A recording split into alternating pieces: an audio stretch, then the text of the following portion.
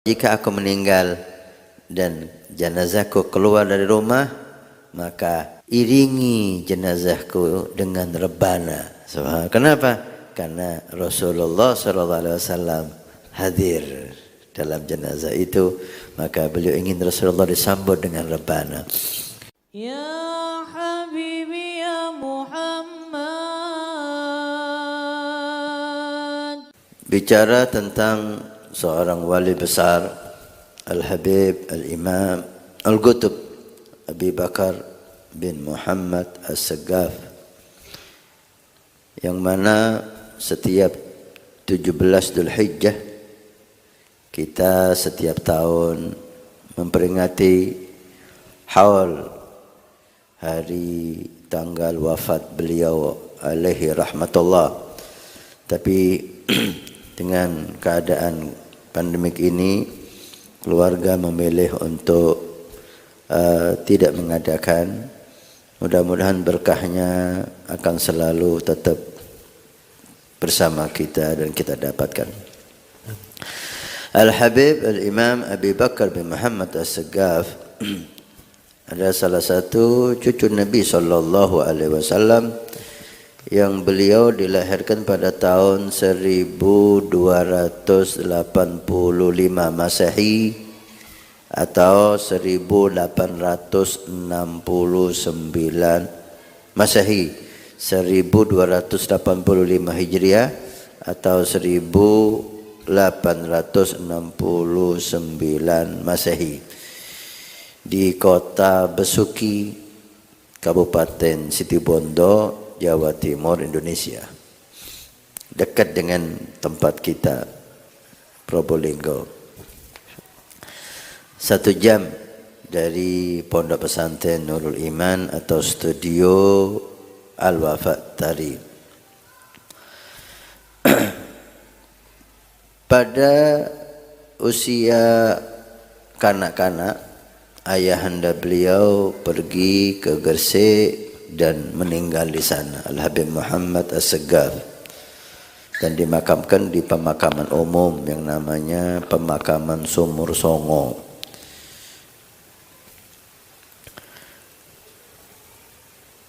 Dipeliharalah dan didiklah beliau oleh ibunda yang mulia sampai umur 8 tahun. Beliau diminta untuk berangkat ke Hadramut, ke kota Siwun tepatnya, karena di situ ada paman-paman beliau dan banyak ulama, aulia yang akan mendidik beliau dan menjadikan beliau manusia yang mulia. 8 tahun, usia 8 tahun, ibunda tercinta harus rela membiarkan sang anak yang istimewa untuk menuntut ilmu di negara orang. Ada kisah yang sangat indah sebelum kedatangan Al-Habib Abu Bakar di kota Siwun. Guru besar beliau Al-Habib Ali bin Muhammad Al-Habsyi, pengarang Maulid Samtud Durar, bercerita kepada beberapa orang yang ada di hadapannya. Ada 3 manusia, kata Habib Ali, maqamnya sama, halnya sama, dan namanya pun sama. 3 orang, namanya sama, maqamnya sama, halnya sama. Yang pertama, kata Habib Ali, kamu tidak ikut di zamannya, yaitu Al-Habib Abu Bakar bin Abdullah Al-Idrus, sahib Aden, karena udah sangat lama sekali. Yang kedua, kamu mengikuti zamannya tapi di akhir hidup beliau, yaitu Habib Abu Bakar bin Abdullah Al-Attas, guru dari Habib Ali Habsyi sendiri. Dan yang ketiga, nanti kamu akan menjumpainya di akhir hidupmu, yaitu Al-Habib Abu Bakar bin Muhammad As-Saggaf yang kita ceritakan sekarang. Ketika di akhir hidup orang ini, sebelum kedatangan Habib Abu Bakar bin Muhammad As-Saggaf, orang saleh ini bermimpi Rasul sallallahu alaihi wasallam dengan menggandeng anak kecil, menuntun anak kecil. Seraya beliau berkata dalam mimpinya, aku datang kepadamu dengan membawa anakku atau cucuku yang saleh, Abu Bakar bin Muhammad As-Saggaf. Terbangun orang ini gembira bermimpi Nabi dan penasaran siapa Abu Bakar Muhammad As-Saggaf. Hari kedua juga seperti itu, bermimpi dengan mimpi yang sama. Berjumpa Nabi dan Nabi mengatakan, aku datang kepadamu dengan membawa anakku atau cucuku yang saleh, Abu Bakar bin Muhammad As-Saggaf. Sampai 3 kali atau 5 kali, sampailah Habib Abu Bakar di kota Siwon, dan berjumpalah orang yang mimpi itu dengan Habib Abu Bakar. Langsung ketika melihat wajah beliau, beliau mengenalinya. Wajah ini yang dibawa oleh Nabi SAW dengan menyatakan, aku datang kepadamu dengan cucuku yang saleh, Abu Bakar bin Muhammad As-Saggaf. Kisah ini menunjukkan keagungan dan ketinggian derajat beliau, Habib Abu Bakar bin Muhammad As-Saggaf. Bagaimana riayatun Nabi SAW, perhatian Nabi SAW kepada beliau dalam usia 8 tahun. Sudah dapat perhatian dari Nabi SAW. Beliau belajar di Siwon dengan guru-guru mulia di saat itu. Banyak sekali para aulia, para salihin. Paman beliau sendiri, dan juga Al-Habib Ali bin Muhammad Al-Habsyi, dan guru-guru yang mulia yang lain yang tidak bisa kita ceritakan di acara singkat ini. Sampai pada usia 17 tahun, beliau minta izin untuk kembali ke Jawa untuk berjumpa ibundanya yang tercinta. 17 tahun. 9 tahun beliau dididik oleh manusia-manusia yang istimewa.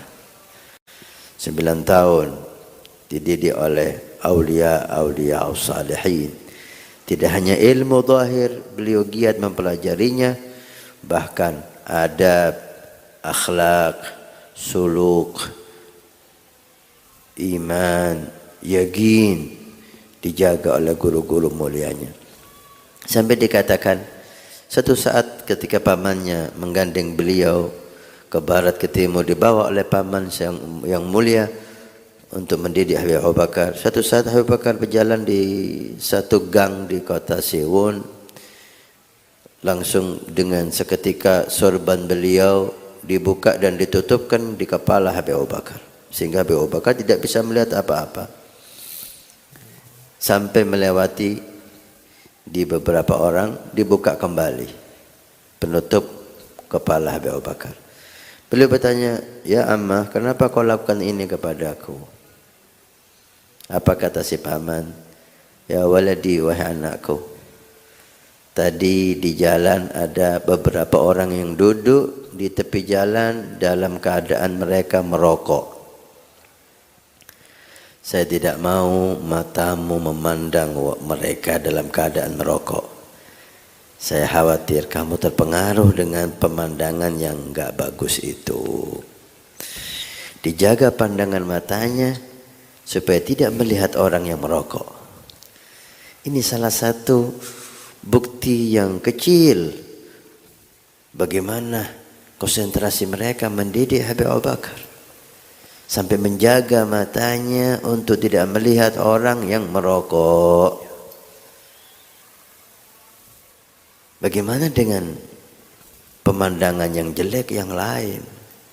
Tentu lebih dijaga. Inilah rahasia kesuksesan Habib Abu Bakar menjadi orang mulia, karena dididik dengan pendidikan yang serius oleh guru-guru mulia.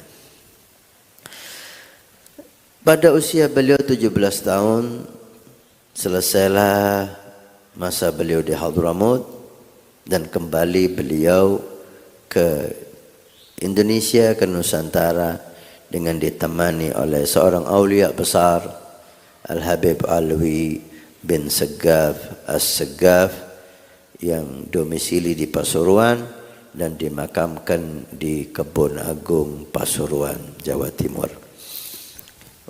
Wa ni'ma birrafiq, seorang yang mulia ditemani dengan manusia yang mulia. Habib Ali bin Segaf As-Segaf adalah aulia yang besar, tokoh besar di kota Pasuruan.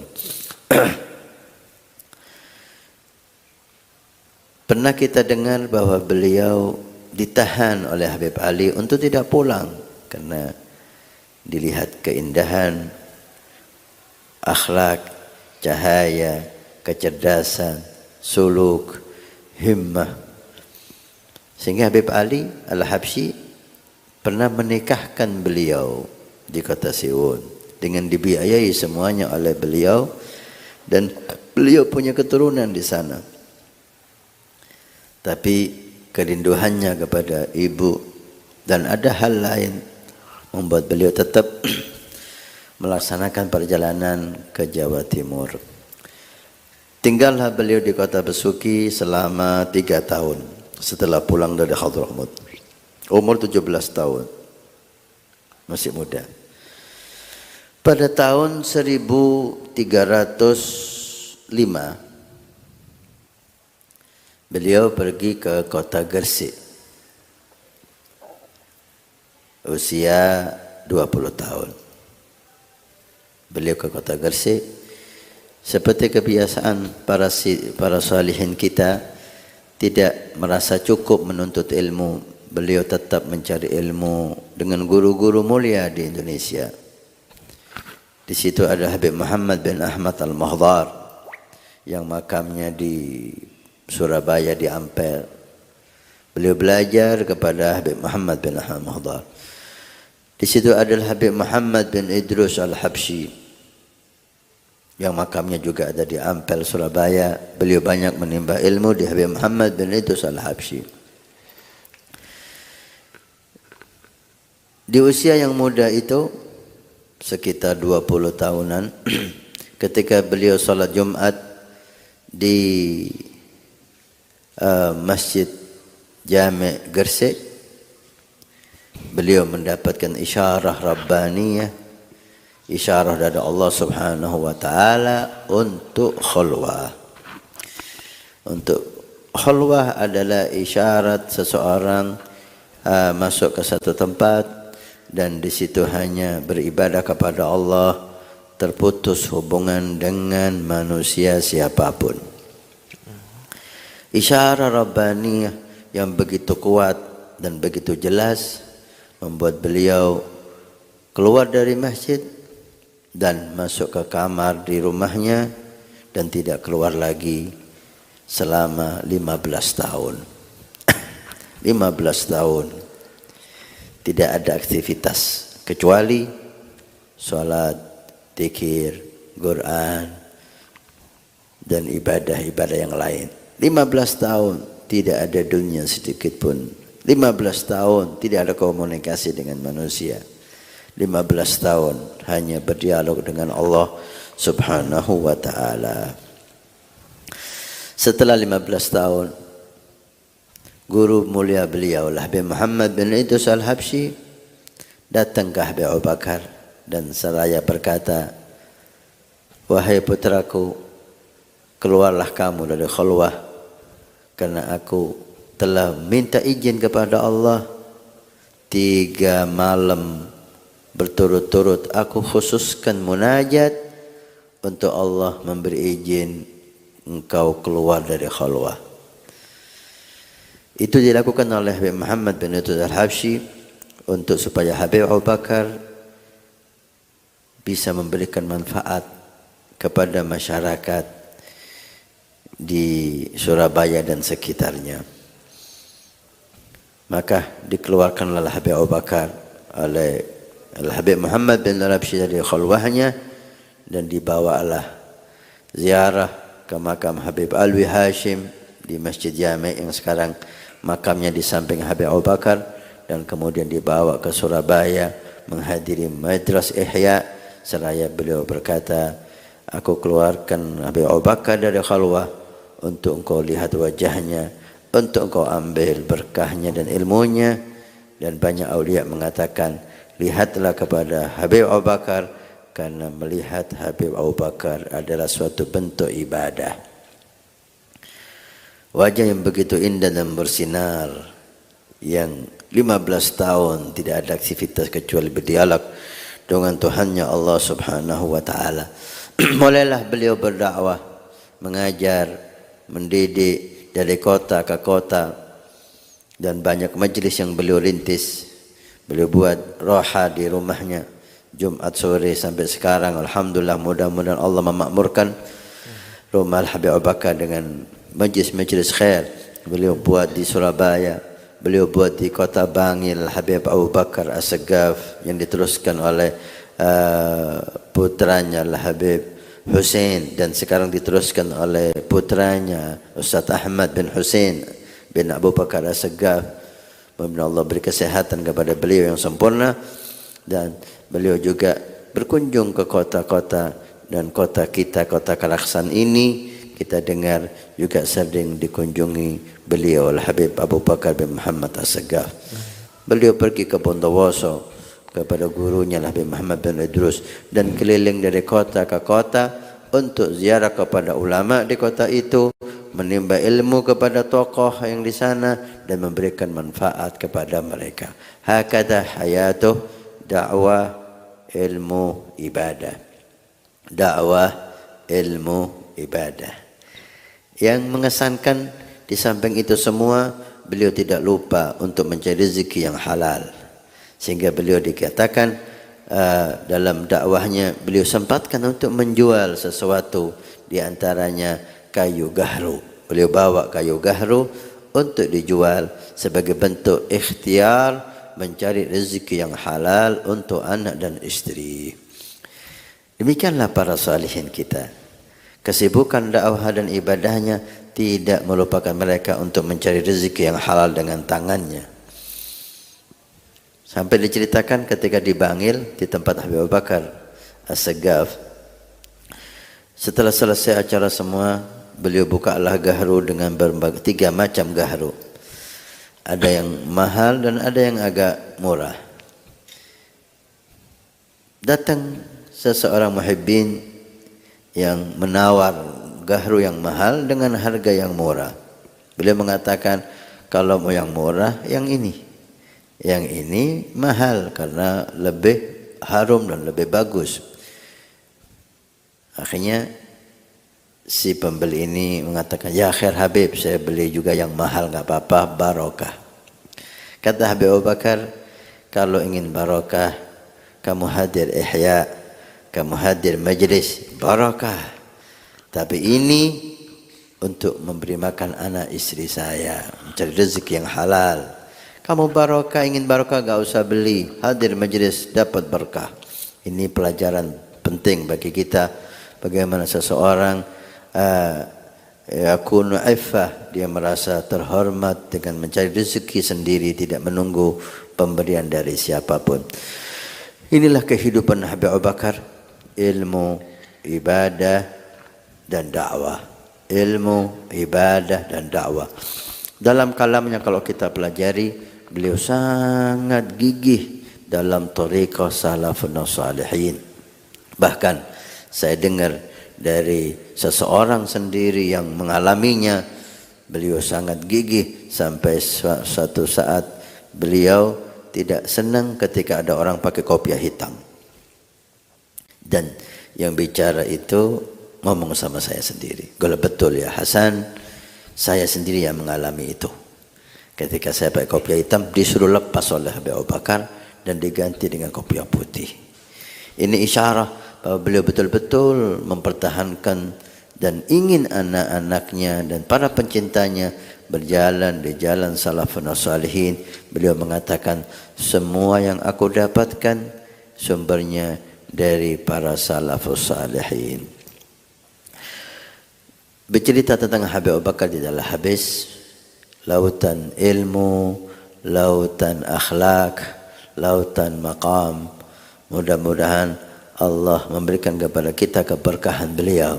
Beliau manusia biasa, tapi beliau punya semangat yang tinggi.